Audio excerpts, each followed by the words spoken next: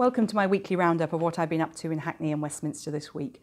Firstly, don't forget that the final day to register to vote for the European elections is Tuesday, the 7th of May. The elections are on the 23rd of May and Labour met this week to decide what would be in its manifesto. And I'm pleased that for the first time we've included a confirmatory vote or an option for that in the manifesto.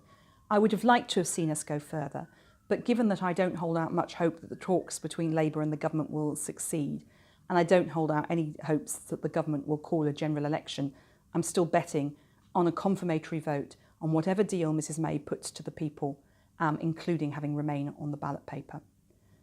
This week, Parliament was the first legislature in the world to recognise that we have a climate emergency.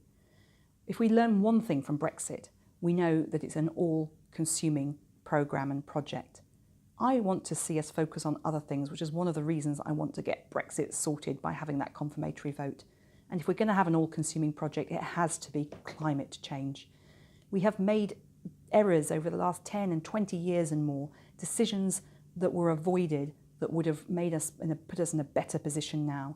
And we really now have to step it up if we're going to reduce carbon emissions. There's things we can do individually, but government must take the lead. It has too many major failed projects, as I've looked at on the Public Accounts Committee. The Public Accounts Committee published a report today on the probation reforms that were introduced by Chris Grayling.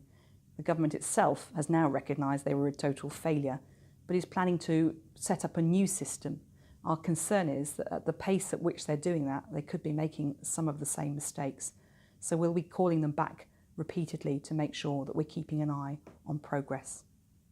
On Monday, I had a busy surgery, which is also a reminder, as ever, that while Brexit consumes us, people are suffering because of decisions or indecisions by this government. We need to get Brexit sorted so that people in Hackney are supported and can get on with their lives.